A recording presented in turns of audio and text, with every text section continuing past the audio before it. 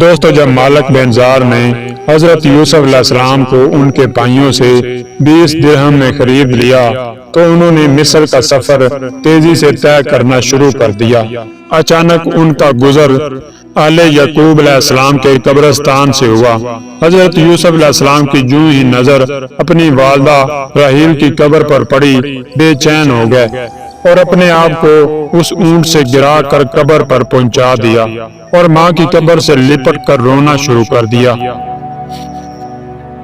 حضرت یوسف علیہ السلام قبر سے لپٹے ہوئے رو ہی رہے تھے کہ وہ شخص آ گیا جو ان کا نگران مقرر کیا گیا تھا، اور اس نے ایک تماچا حضرت یوسف علیہ السلام کے چہرہ مبارک پر لگا رکھا اور حضرت یوسف علیہ السلام سے کہا کہ تیرے بیچنے والے سچ کہتے تھے کہ تو غلام آبک ہے اور تجھ میں بھاگنے کی عادت ہے۔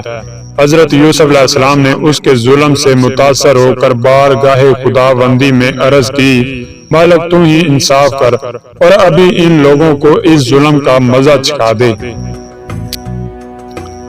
حضرت یوسف علیہ السلام کے نگران نے ان کو پکڑ کر کاروان میں شامل کر دیا۔ ادھر حضرت یوسف علیہ السلام کاروان میں پہنچے، ادھر بادل پیدا ہوا، تیز ہوا چلنے لگی، بجلی کودنے لگی، بادل گرجنے لگے، گرجیا کے ایک طوفان برپا ہو گیا۔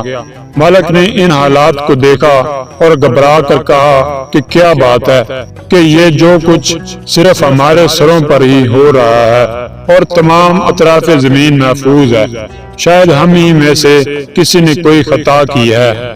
یہ سن کر نگران بولا، اور تو کوئی بات نہیں ہوئی، صرف یہ ہوا کہ یہ غلام ایک قبر سے لپٹا ہوا رو رہا تھا، میں نے اسے ایک تماچا مارا ہے۔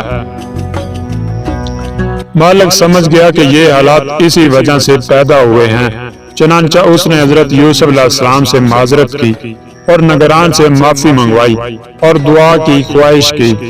حضرت یوسف علیہ السلام نے دستے دعا بلند کیا اور طوفان ختم ہو گیا۔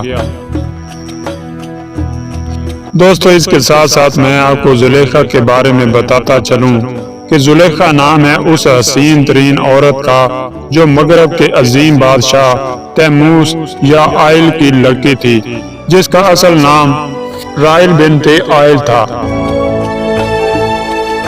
دوستو، زلیخا نے ایک رات کو نادیدہ جوان حضرت یوسف علیہ السلام کو خواب میں دیکھا اور اسی وقت سے پریشان رہنے لگی، اور اس کی حالت کچھ ایسی ہو گئی کہ لوگوں نے قیاس آرائیاں شروع کر دی۔ کسی نے کہا کہ یہ آسیب زدہ ہے، کسی نے کہا کہ یہ نظر خوردہ ہے، کسی نے کہا اس کو کوئی بیماری ہے، گرجیا کے اسی قسم کی باتیں ہوتی رہی۔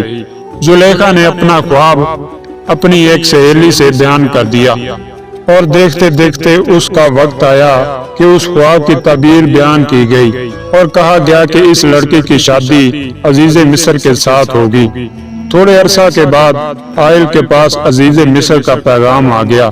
آئل نے فوراً منظور کر لیا اور زلیخا بھی خوش ہو گئی، کیونکہ اس کی نگاہ میں وہی نقشہ آ گیا جو اس نے خواب میں دیکھا تھا، اور خیال کرنے لگی کہ میری شادی اسی جوان کے ساتھ ہوگی جس کو میں نے خواب میں دیکھا ہے۔ چنانچہ شادی کا بندوبست ہو گیا اور زلیخا اپنے ماں باپ کے گھر سے رخصت ہو کر عزیز مصر کے گھر پہنچی۔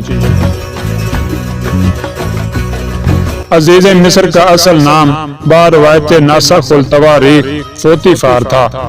یہ بادشاہ مصر کا خزانچی، وزیر اعظم اور کمانڈر چیف تھا۔